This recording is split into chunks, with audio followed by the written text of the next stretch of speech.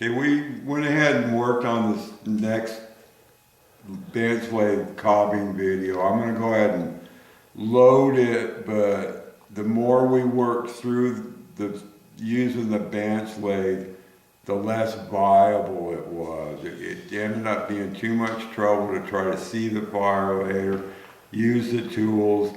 So I'm gonna go ahead and put this video up and inform people that the best way to cut a fire agate once you've got all the excess off of it is in fact with a Fordham, a flexible shaft tool. You could use a Dremel, you could even use just a Dremel by itself. But I did learn, because it was an experiment, that the bench lathe for finishing a fire agate is no good. Sorry. Okay, at the end of the last video we did, I told everybody that I was going to take this over to my cobbing machine. If you want to see what I'm talking about, there's some videos on the cobbing machine. There was still a lot of excess overburden on this stone, and as you see, I brought it down to the color, above the color layer still. I just barely broke through, showed a little bit of green there. This end down here is going to be a completely separate stone. There's still a pretty thick layer of crud there. You can see just that tiny bit of green. What I'm getting ready to do is I'll go ahead and get the bench lathe fired up again. I'll show you some tools that I'm going to be using, and we'll start working it down to, I'll start exposing that green here, here, here, here, to give myself a map so I know where the color goes. I will clean this end up a bit, but I'm 99% sure that I'm going to have to use my saw, which, you know, I can't do it on the bench lathe. I'm going to use a super thin 5/1000 of an inch blade and slice this part off, you know, because it's not going to, this stone won't work to carve the whole thing. Okay, I'm going to give you an idea of an assortment of burrs that I have in these holders. These are, I think all of them but a few are 600 mesh. They get mixed up.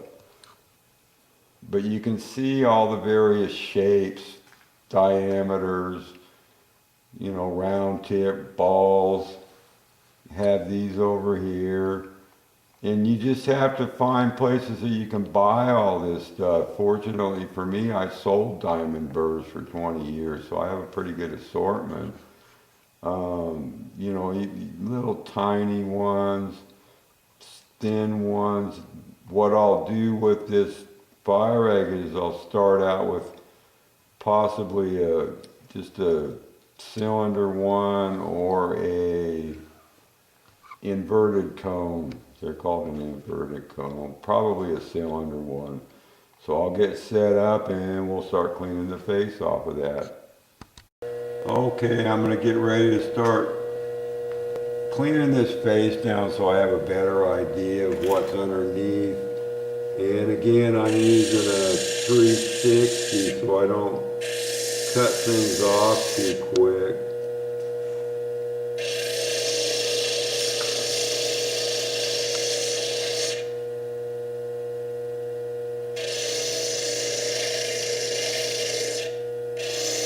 And as I'm cutting, there's diamond on this end. I'm kind of pushing the stone into that flat face so I can start seeing where that valley goes.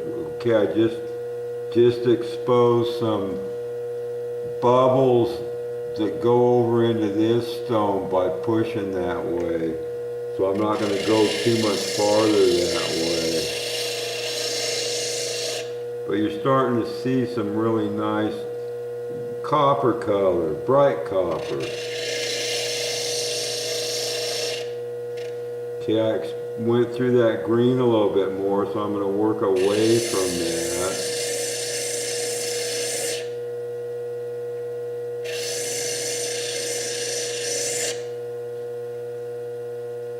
Hopefully get a little bit more green to show up.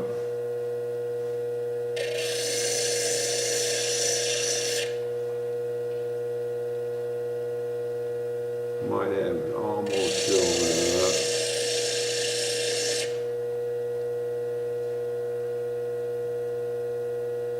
It looks like the fire's gonna there's no fire out in this area, so I'll work on it a little bit.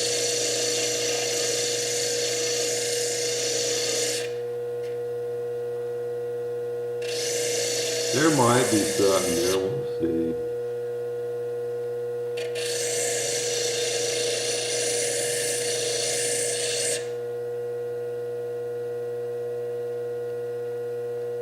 You know, and you'll notice I'm being incredibly careful because if it's thin fire down there, you can pop through almost instantly, and I can't make a judgment on this stone yet.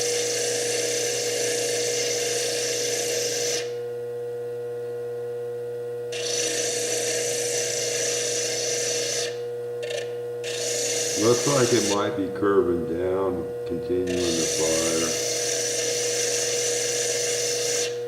And you will notice that even using this 360 mesh cylinder burr, this is cutting pretty quick. And whether people want to believe me or not, that's because now I'm working on opal and not chalcedony. Right over the top of the fire layer is halide or halide opal, however it's said. I know that because of research. The way this stuff forms up, the last layer over the fire is that opal. And I think most cutters that have cut a lot do notice that all of a sudden it's easier to cut.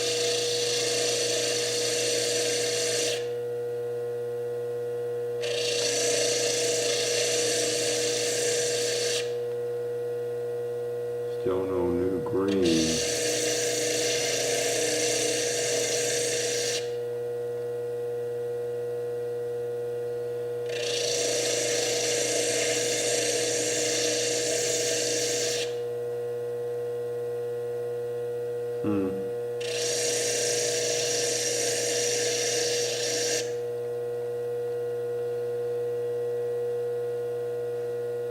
This might not be too strong.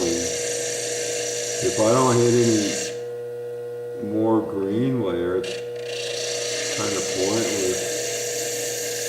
I mean, the orange copper color to me, you might as well throw it out in your yard.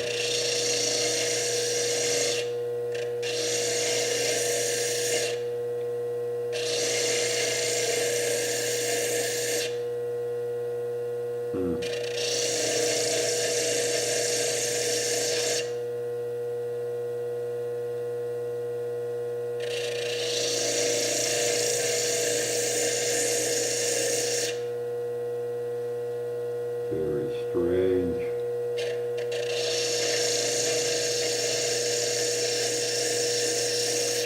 Typically, if you expose, like I said, that little bit of green there, it should work its way out away from that.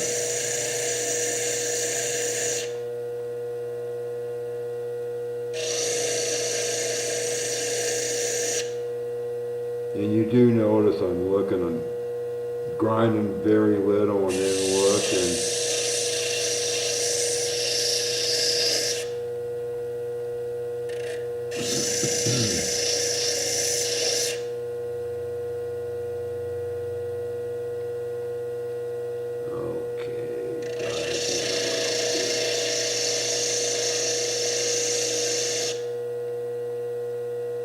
I am expecting to see green pop through down here because you can see the thick overburden on that green, so it should.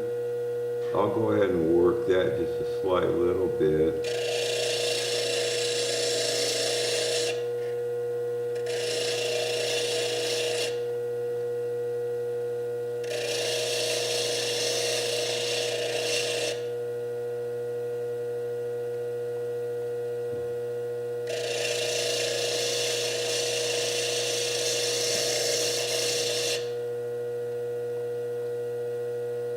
See a little bit more green over here. It's just surprising it hasn't shown up on the material to the side of it yet.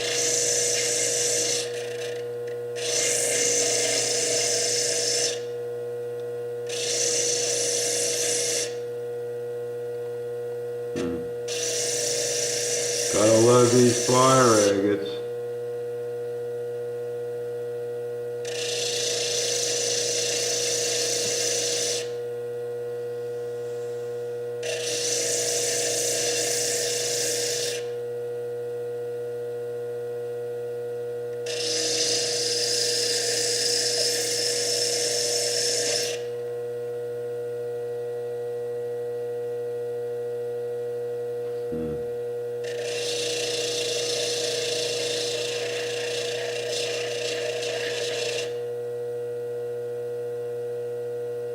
I might have just hit some green.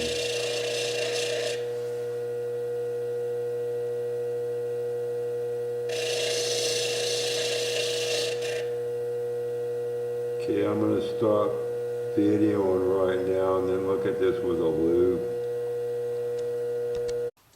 Most people don't have access to these. These are specialty tools that I did stock in my diamond tool business. I bought a lot of them and then pretty much decided I wasn't going to sell any of them.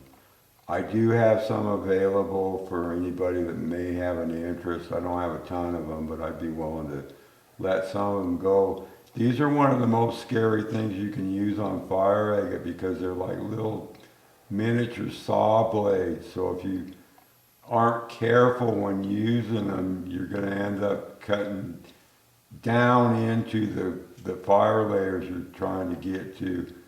I'm going to go ahead and fire one of these up in the bench lathe because after looking at this stone with the 10 power loupe, it looks like there's only a tiny little section in that whole stone that's got that nice green. Okay, I'm going to go ahead and work this green out with this T cutter. You know, one of the main reasons I like them so much is I can do that relatively easy. You have to be super careful. I want to go ahead and get this green out a little bit so I can see what it's doing going out toward this side. Because it looks to me like there's little to no gem in this piece, which is typical of fire agate. They're one of the most frustrating stones you'll ever cut.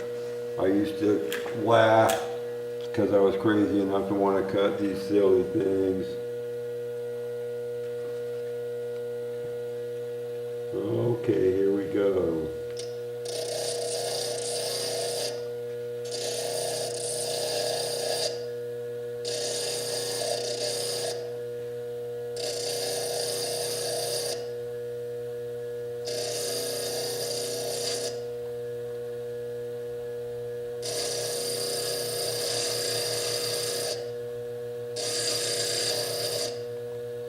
This is the first time I've ever used one of these in a bench lathe, and they're much easier to control when you have both hands free.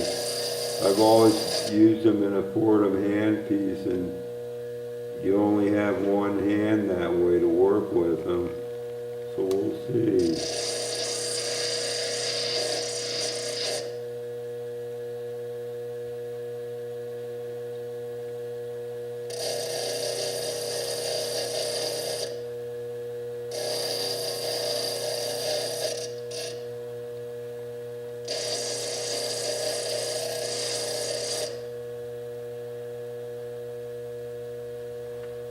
You can kind of see what I'm doing is I'm going down through this copper color, just slowly trying to expose the green going down the bubble.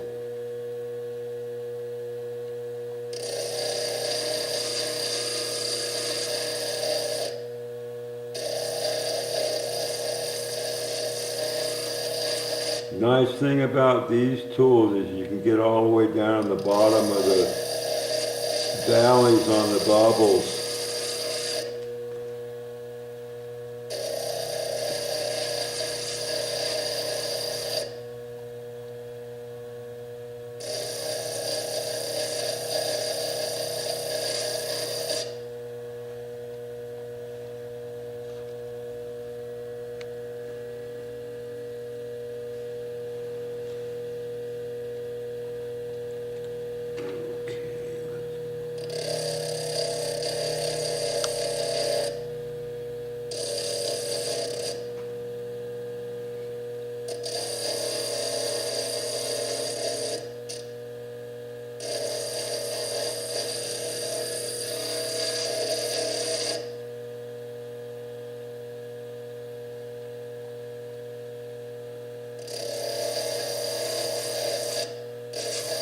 That copper layer is quite thick, as you're seeing.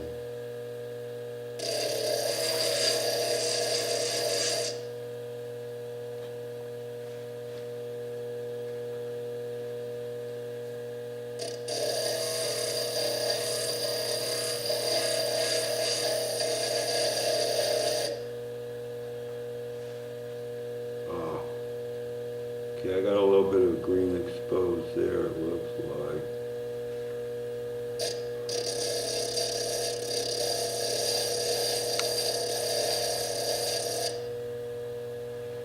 Yeah, I did. Okay, go over here.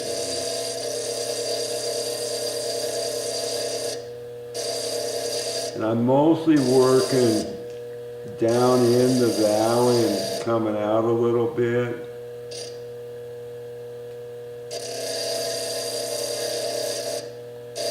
Because then if you go a little bit too deep, it's all the way down the bottom of the bubble.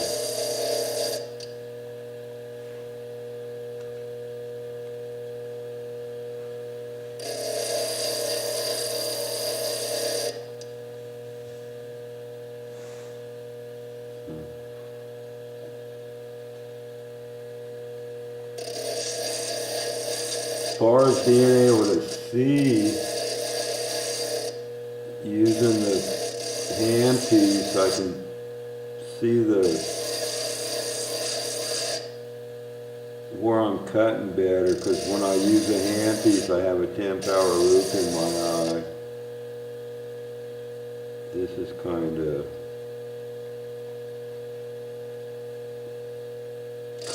weird because I've never cut a fire agate like this.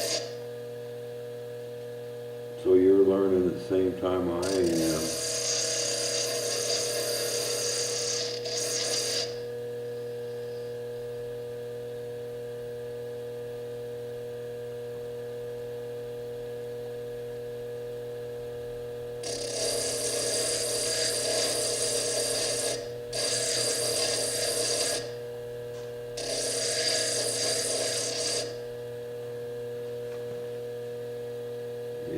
It's getting down there.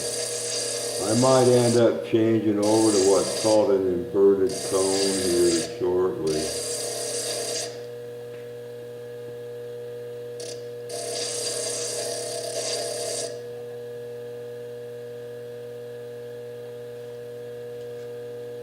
Because I am seeing green now, so. And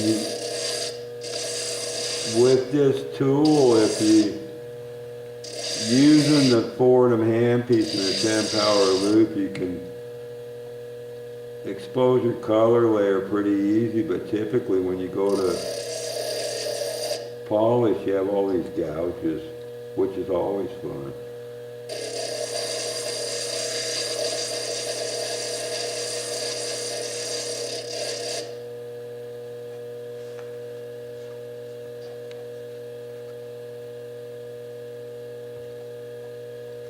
Okay, I'm going to push the side of this down in some to the next section of the stone, and then I'm going to put a inverted cone in here because I think it might expose it better.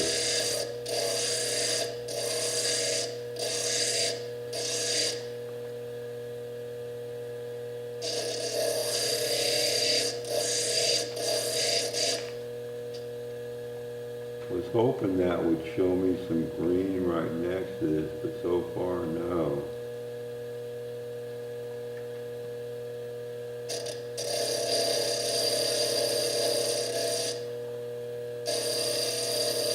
I'm away from that main bubble now, going down in the copper again, hoping to show some green.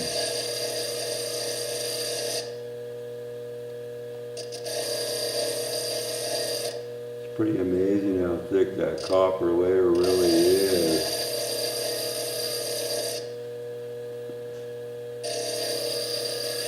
You know, for those of you that are actually this far into this video, which most people don't seem to want to watch the whole videos, fire agate carving's somewhat boring.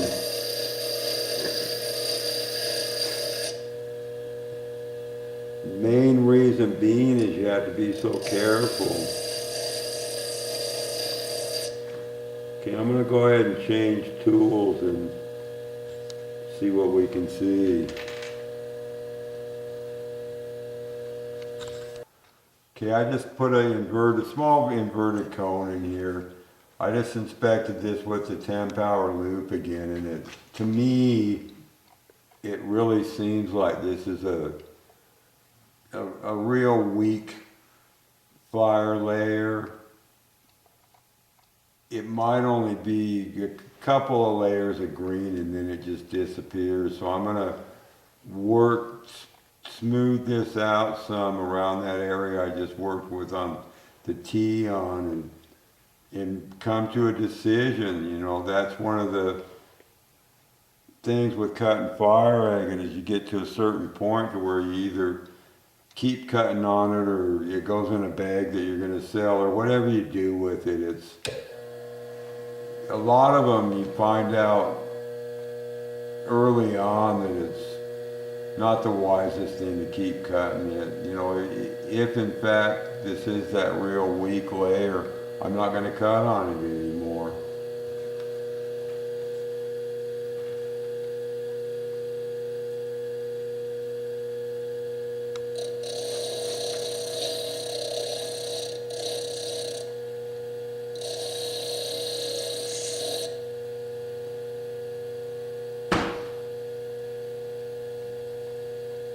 This isn't going to work. Okay, I could tell almost instantly that inverted cone I put in there was the wrong shape. And again, I never have tried to finish fire agate on a bench lathe, so I'm experimenting along with you. So I put a long flame tip in there so I can get some flat area. So I'll go ahead and fire it up again.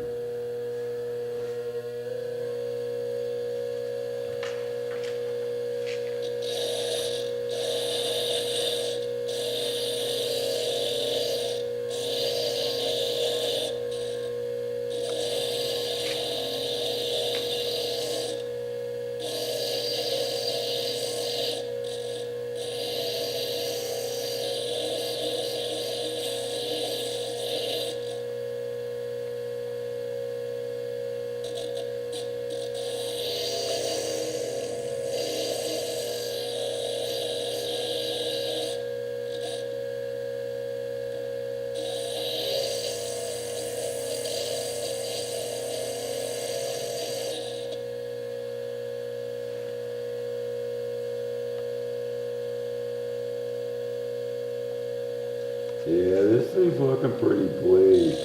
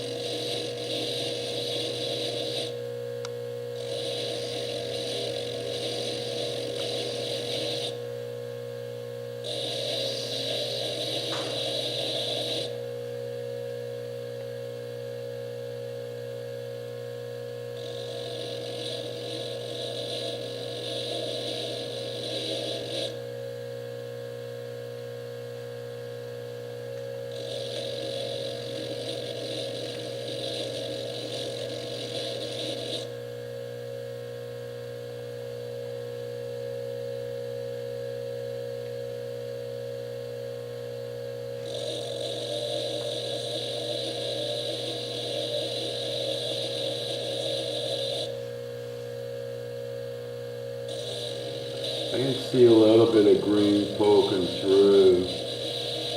You know, the biggest problem with trying to do these videos is they have to be so long term. Most people quit watching after about the first 3 minutes.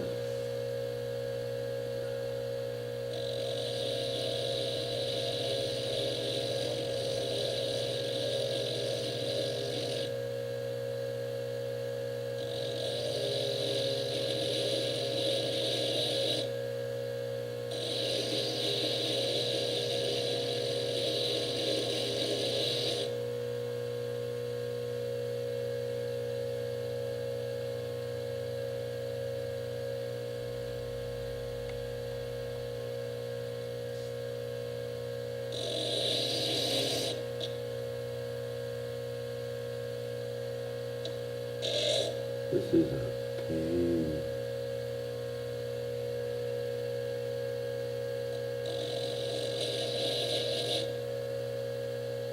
This guy.